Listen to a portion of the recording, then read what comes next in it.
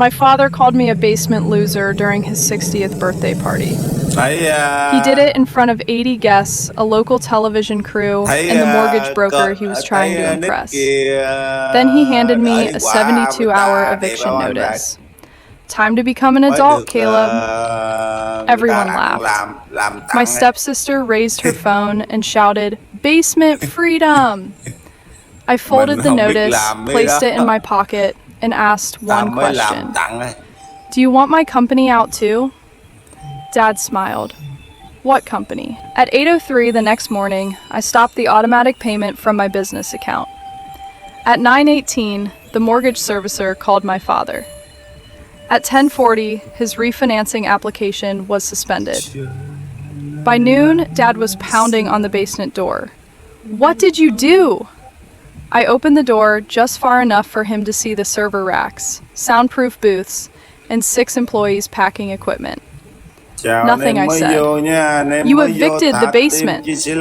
My name is Caleb Foster. I was 33 years old when my father discovered that the son he called unemployed had paid more toward his house than anyone sleeping upstairs. The house stood in Oak Park, Illinois, just west of Chicago. It was a large brick colonial with 4 bedrooms, a detached garage, and a finished basement that stretched beneath almost the entire first floor. My parents purchased it when I was 11. My mother, Laura, loved the house. She painted the kitchen cabinets blue planted lilacs near the driveway and turned the basement into a music room where I spent most of high school repairing old speakers and recording local bands. Dad, Martin Foster, owned a chain of office furniture stores. He was persuasive, ambitious, and deeply afraid of appearing unsuccessful. When business was good, he drove luxury cars and hosted neighborhood parties. When business was bad, he said cash flow was temporarily misunderstood. My mother died when I was 24. 2 years later, Dad married Vanessa. Vanessa ran a home staging company and treated every room as a photograph waiting to happen. She disliked the basement because it contained cables, equipment cases, and workbenches she could not decorate. Her daughter Madison was 28 and built her career online. She posted home tours, luxury product reviews, and videos about escaping ordinary living. Madison had never paid rent. Vanessa called that supporting her entrepreneurial journey. I paid every month. Dad called that helping with groceries. My younger half-brother Tyler was 19 and attending community college. Tyler was quiet, observant, and still financially dependent on Dad. He avoided taking sides because he had watched what happened to anyone who disagreed publicly. Then there was my company. I owned Signal North Forensics. We restored damaged audio and video for law firms, insurance companies, journalists, and private investigators. If a security recording was buried beneath wind noise, we cleaned it. If an interview file was corrupted, we recovered it. If 2 people argued about what had been said in a distant room, we could sometimes isolate the words. The work was confidential. Most clients never used our name publicly. That made it easy for my family to pretend the company did not exist. Signal North began in the basement with 1 computer and a borrowed microphone. By the time Dad called me a loser, it employed 6 people, served clients in 12 states, and generated more than $900,000 a year. I kept the headquarters in the basement for 3 reasons. The walls were thick, the room was already soundproofed, and 7 years earlier, keeping the business there had saved the house. Dad's furniture stores collapsed after a national supplier sued him over unpaid inventory. He lost 2 locations. The bank froze his commercial line. Then, he missed 3 mortgage payments. I learned about it when a foreclosure notice arrived. Dad hid the envelope beneath a stack of catalogs. I found it while looking for Mom's insurance papers. "What is this?" I asked. He took the notice from me. "Nothing. It says the loan is 92 days delinquent. I'm handling it." With what money, he looked toward the kitchen, where Vanessa and Madison were planning a vacation. "Keep your voice down. How much is owed?" "That is none of your business. They are scheduling a foreclosure sale." His face changed. For the first time in my life, Dad looked frightened. I need 4 months. What happens in 4 months? A warehouse sale closes. Is there a contract? Almost. That means no. He sat at the dining room table. The bank will accept a repayment plan if I prove additional household income. At the time, Signal North was small but profitable. I offered to lease the basement commercially. The arrangement was not a favor disguised as rent. My attorney wrote it properly. Signal North would pay $6,400 a month directly to the mortgage servicer. In return, the company received exclusive use of the basement side entrance storage room and 2 garage spaces. I also paid $138,000 to repair foundation damage, install drainage, upgrade the electrical system, and build professional soundproof rooms.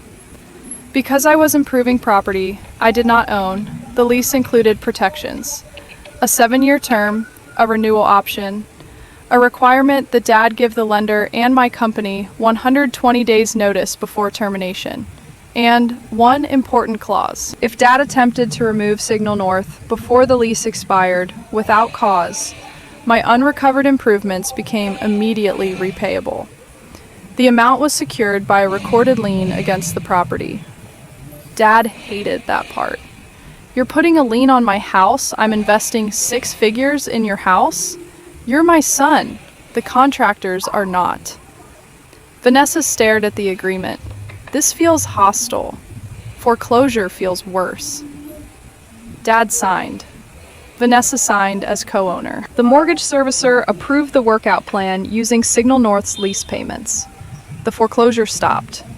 For 7 years, my business paid directly into the mortgage account. The original monthly payment was $5,180. The extra money covered taxes, insurance, shortages, and past due amounts. By the time of Dad's birthday party, Signal North had paid more than $480,000. The mortgage balance had fallen dramatically. No one at the parties knew that. Dad told people he had recovered from a difficult retail transition. Vanessa said her staging business had protected the family home. Madison posted videos titled, "How My Parents Saved Their Dream House." The basement never appeared. Neither did I. The first serious fight began with a refrigerator. Madison wanted to install a wine refrigerator in the basement electrical room. She was filming a sponsorship campaign for a beverage company and wanted a moody underground tasting space. I returned from a client meeting and found 2 contractors rolling the refrigerator toward our server racks. "What are you doing, Madison?" turned her camera toward me. "Upgrading the basement." "No," she laughed. "It's a refrigerator." This room is part of Signal North's lease space. It's part of Dad's house. The electrical panel is at capacity. The contractor said it's fine. Which contractor?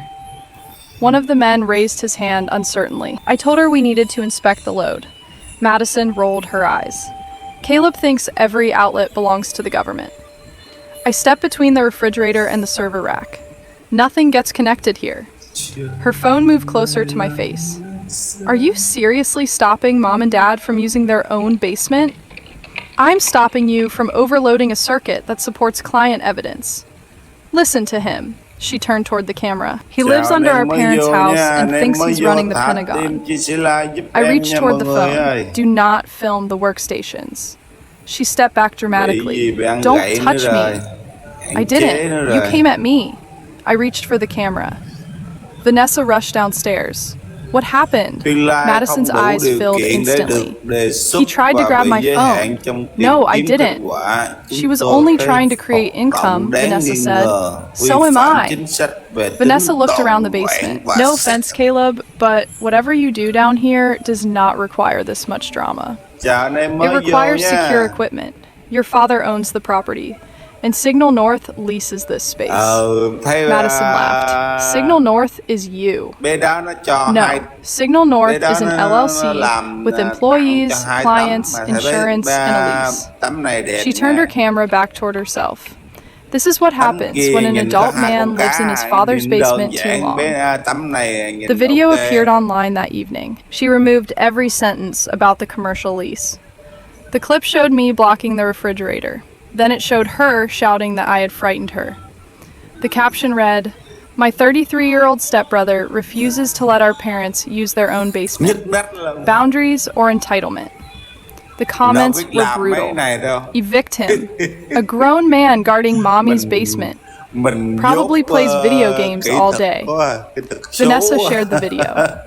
Dad called me into the living room. "You embarrassed Madison. She filmed a secure work area. She was creating content. She was trying to install an appliance on a circuit supporting forensic servers." He rubbed his forehead. "Do you hear yourself? Yes, you make everything sound more important than it is. An overloaded circuit could destroy client data. You have backups. That is not permission to create the failure." Vanessa folded her arms. "You live here because your father has been generous." I looked at Dad. He said nothing. "Is that what you told her?" He glanced toward the window. "You have benefited from the arrangement. So has the mortgage." His face hardened. "Do not discuss my finances in front of Vanessa. She signed the lease." Vanessa looked confused. "What lease?" That answer told me she had never read the document she signed. Dad ended the conversation. The refrigerator was installed in the garage instead. Madison posted that I had won another battle against family happiness. The second fight began when our power failed during a court deadline. Signal North was restoring security audio for a commercial arson case. The client needed a final report by 9 the next morning. At 2:14 a.m., every basement workstation shut down. The backup batteries activated. I checked the panel. The basement circuits had been disconnected manually. The rest of the house still had electricity. I called Dad. He answered after 6 rings. "What? Who shut off the basement power?" "No one. The breakers are disconnected. Maybe you overloaded them. They were physically removed." Vanessa spoke in the background. "Tell him we're sleeping." I called our electrician, Curtis Bell. Curtis arrived at 3. He opened the panel and stared. Someone removed the dedicated feeds. Could this happen accidentally? No. Can you reconnect them? Yes. But I'm photographing everything first. At 4, Madison posted from an upstairs bedroom. She said the house had suffered another electrical emergency caused by excessive basement equipment. I watched the video while our servers restarted. She already had a story prepared. That meant the outage was not an accident. The next morning, I checked the side door camera. At 1:57 a.m., Vanessa's brother Paul entered the electrical room carrying tools. He emerged 8 minutes later. I called Vanessa. Why was Paul in the basement? He's helping with the house. At 2 in the morning, he works late. He removed the electrical feeds. That's ridiculous. I have video. She went silent. Then she said, "Maybe he was preventing a fire." Who told him there was a fire risk? Madison said the refrigerator problem proved the system was unsafe. The electrician approved the system after the refrigerator was moved. She started crying. "You are accusing my brother of trying to destroy your business." I am saying he disconnected the power. Dad called me 10 minutes later. Delete the footage. No. Paul made a mistake. He knew which circuits to remove. He thought he was helping. He nearly caused me to miss a court deadline. You didn't miss it. That is not the standard. Dad's voice hardened. You are not taking family security footage to a lawyer. I already sent it to mine. That afternoon, Vanessa posted a long statement. She said I had secretly recorded family members and threatened legal action over a home maintenance misunderstanding. Madison added that I suffered from control issues and financial resentment. Signal North's name appeared in the comments. Someone posted a fake review accusing us of mishandling confidential files. A client called. Is your workspace inside a family residence? It's a licensed commercial studio with dedicated security. Are relatives accessing it? No. Then why is there a video online? Because my family had finally found a weapon that could damage more than my reputation. I moved the most sensitive client data to our secure off-site storage. 3 clients paused new assignments until they received written security assurances. For the first time, the family campaign cost my company real money. Dad said that proved the basement arrangement no longer worked. The third fight involved a missing evidence drive. One of our analysts, Priya Shah, arrived on a Monday morning and found her locked cabinet open. A sealed evidence drive was gone. The drive contained surveillance footage for an insurance case. It was encrypted. Losing custody of it was still serious. Who entered over the weekend, she asked. Only family had access to the house. Does anyone have the basement code? No one should. We reviewed the door log. Someone entered using my code Saturday afternoon. I had been in Wisconsin visiting a client. Dad called the police after I reported the missing drive. When the officer arrived, Vanessa met him upstairs. She said I had become unstable under business pressure. Madison filmed from the hallway. Dad told the officer I sometimes forgot where I placed equipment. I stared at him. You think I misplaced evidence? I'm saying it's possible. The cabinet was forced. Madison whispered into her camera, "This is getting scary." The officer asked whether anyone else knew my code. Dad said no. Then Tyler spoke from the stairs. "Madison does." Everyone looked at him. She froze. "What are you talking about? You filmed Caleb entering it for your basement video. That doesn't mean I memorized it." Tyler held up his phone. "You sent me the clip and asked whether the code was his birthday." Madison's face changed. "Why would you say that?" "Because you asked me to help move his equipment." Dad shouted, "Enough!" The officer requested Madison's phone. She refused. The missing drive appeared 2 hours later inside the trash bin behind the garage. Madison said I had planted it there to frame her. Then Priya found something else. The drive security seal had been replaced. Someone had connected it to a laptop. The device log identified the computer. It belonged to Madison's fiancé, Chase Wilder. Chase produced reaction videos about legal scandals. 2 days later, he uploaded a blurred clip from the insurance footage and claimed it came from a confidential source. He intended to use our client's evidence for content. The client obtained an emergency court order. Chase deleted the video. Madison said he had misunderstood where the file came from. Dad asked me not to press charges. This could destroy her engagement. They stole evidence. Chase made a mistake. Your definition of mistake includes planning passwords and a replacement security seal. Vanessa cried. She is your sister. She has never treated me like a brother because you treat her like a suspect. She became a suspect after entering my business and copying client evidence. Dad pointed at me. You have become impossible to live with. No, I have become difficult to use. The fourth fight began with a city inspector. Someone reported that I was operating an illegal data center in a residential basement, creating fire hazards and employing unregistered workers. The inspector arrived with a fire marshal. Vanessa stood on the front porch, looking concerned. We've begged him to reduce the equipment, she said. I handed the inspector our permits. The basement had approved commercial occupancy. The electrical work had passed inspection. The soundproof rooms met fire code requirements. Signal North had business insurance and a security plan. The inspector walked through everything. Then he asked, "Who owns the property?" Dad raised his hand. "Did you sign this commercial lease?" "I signed something years ago." "Did you disclose the business use when refinancing?" Dad looked at me. "What refinancing?" The inspector held up an application included in the complaint packet. Dad and Vanessa had applied for a new mortgage. They described the basement as vacant residential space. They planned to borrow $520,000 against the house and convert the basement into a luxury media studio for Madison. The application listed projected sponsorship income from her channel. It did not mention Signal North's lease. It did not mention my recorded improvement lien.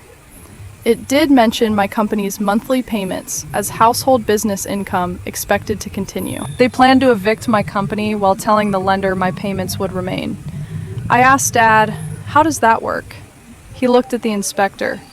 "This is a family misunderstanding." "No," I said, "it's a financing statement." Vanessa stepped between us. We assumed Caleb would continue helping. "After you remove the business, you are still Martin's son.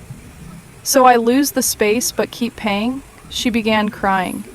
That is such a cruel way to describe family support. The inspector did not shut Signal North down. Instead, the mortgage broker requested the full lease. Dad refused to provide it. The refinancing stalled. That was when he planned the birthday party. He invited neighbors, business contacts, and a local lifestyle television crew. Vanessa staged the house. Madison arranged a surprise announcement. During dinner, Dad stood beneath a banner that said, 60 years of building a legacy. He thanked Vanessa. He thanked Madison for helping modernize the family brand. He thanked Tyler for pursuing his education. Then he looked toward me. And I want to acknowledge Caleb. People turned. A photograph appeared on the television. It showed me carrying a laundry basket up the basement stairs. Madison had taken it without permission. The words beneath it said, "Most likely to live at home forever." People laughed. Dad smiled. Every family has one child who takes a little longer to launch. More photographs appeared. Me entering the basement in sweatpants. Me asleep on the couch after an overnight project. Me carrying computer parts. Then Madison played a fake advertisement. A deep voice announced, "Signal North, proudly headquartered beneath Dad's laundry room." The room erupted. Even the television crew laughed. I looked at Tyler. He stared at the floor. Dad continued. Caleb is 33. He has spent enough time finding himself. He held up an envelope. Tonight, we are giving him the push every adult son eventually needs. He handed me the eviction notice. 72 hours. The party became quiet. Vanessa clapped first. Madison raised her phone. Basement freedom. A few people laughed again. I read the notice. It terminated my residential permission to occupy the basement. It did not mention Signal North's lease. "Do you want my company out too?" I asked. Dad smiled for the cameras. "What company?" "Signal North. You and your computers." "Is that a yes?" He lowered his voice. "Don't make this difficult. I need a clear answer." Vanessa said, "Everything in the basement goes. Employees? Yes. Servers? Yes. Client equipment? Yes. Automatic mortgage payments." Dad's smile disappeared. "That is separate." "No, it comes from the company you just removed." He raised his voice. "You are not threatening me in my own house. I'm clarifying your notice." He pointed toward the stairs. "Get out." I folded the paper. All right. At 8:03 the next morning, Signal North stopped its direct mortgage payment because the landlord had declared the leased premises unavailable. At 8:20, my attorney sent formal notice that Dad had breached the commercial lease. The notice requested $96,000 in unrecovered improvement costs, moving expenses, and the remaining lease protections.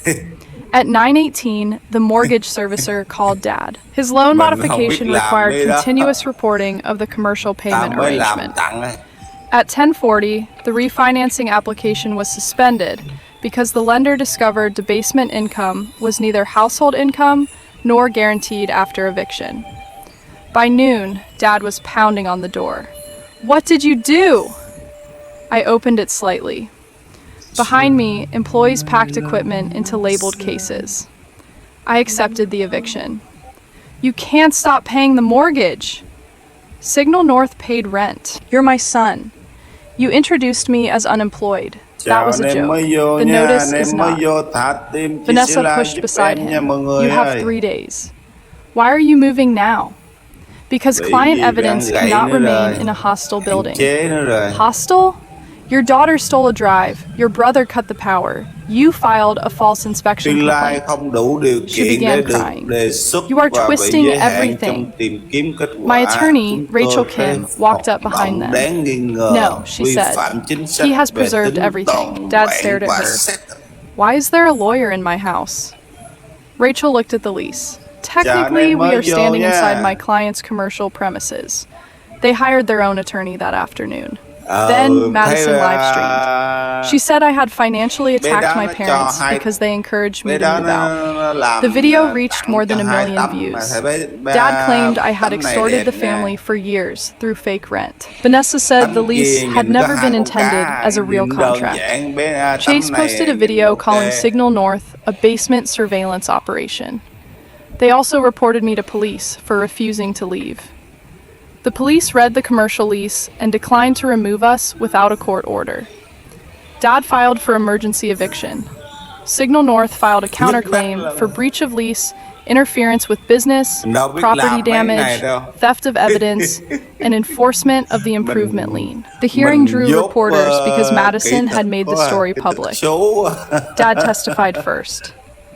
My son lived in my basement for years without developing independence. His attorney asked, did he pay rent? He contributed. Was it fair market rent? No. How much did he contribute? Dad hesitated. Approximately $6,000 a month. The judge looked up. His attorney continued quickly. Did that include utilities and family support? Dad said yes. Rachel stood for cross-examination. Mr. Foster, where did the $6,400 payment go? To household expenses. She displayed the bank records. Was it deposited into your checking account? Number. Where did it go?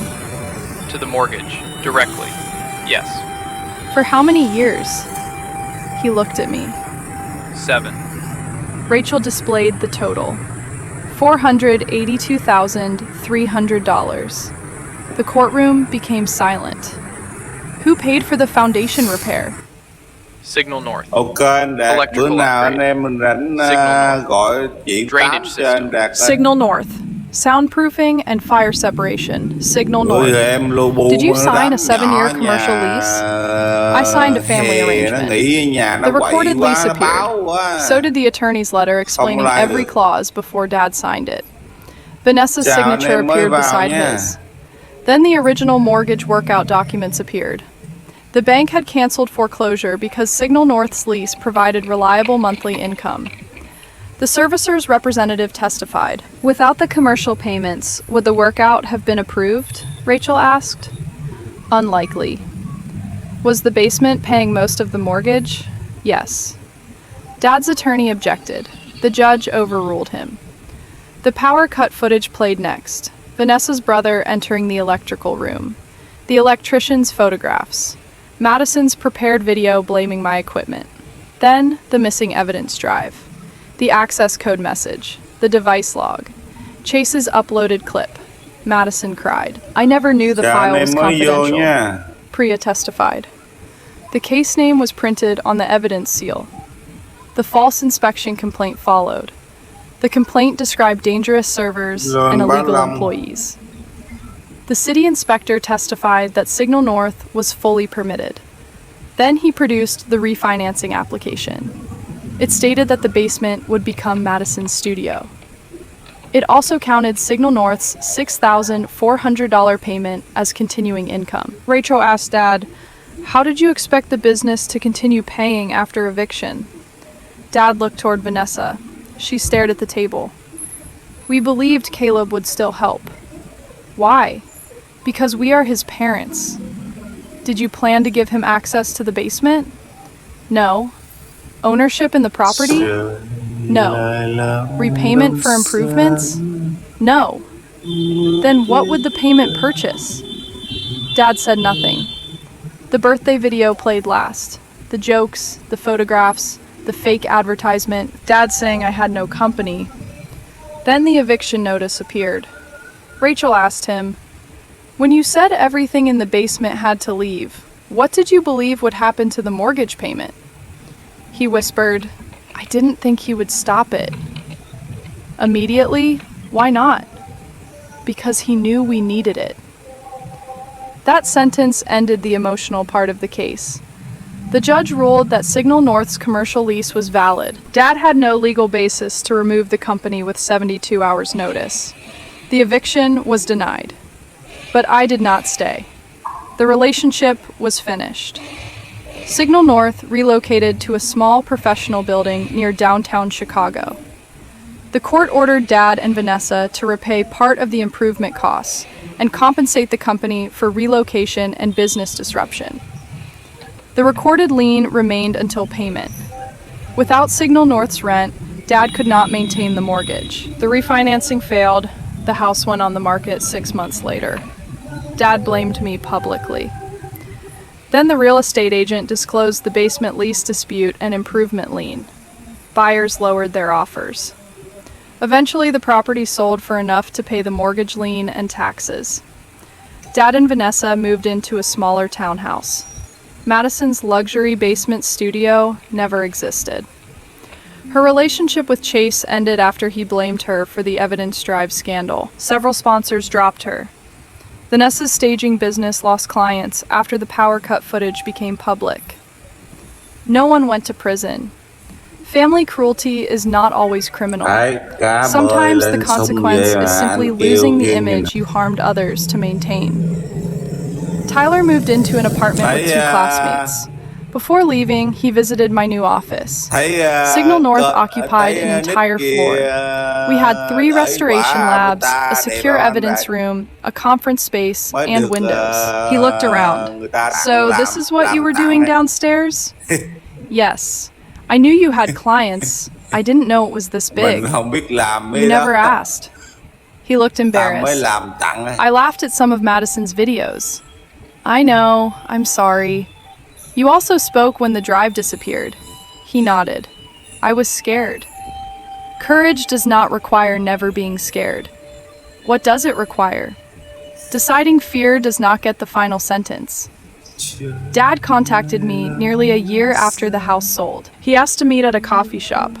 He looked smaller without the house behind him. Not poorer, less certain. He placed the original basement key on the table. I found this while moving. I did not touch it. What do you want me to do with it? Nothing. He stared into his coffee. I didn't know your company was making that much money. You knew how much it paid you. That isn't the same. It should have been enough to stop calling it nothing. He winced. The birthday joke went too far. It was not only the joke. I know. Do you? He looked at me. We thought you would keep paying. That part you understood perfectly. He said nothing. After a while, he asked, "Did you want us to lose the house?" "No." "Then why didn't you keep helping?" Because help without respect had become an entitlement. You were living there. My company leased the space. You were still my son. You remembered that whenever payment was due. He looked down at the key. I should have told people the truth. Yes. I was ashamed. Of needing help. Of needing help from the son I kept telling everyone had failed. That was the first honest thing he had said. I did not forgive everything that afternoon, but I believed that sentence. Signal North continued growing. We hired 12 more people. Priya became laboratory director. Curtis designed the electrical system for our new space. A framed copy of Dad's birthday eviction notice hangs outside my office. Beneath it is a photograph of the old basement.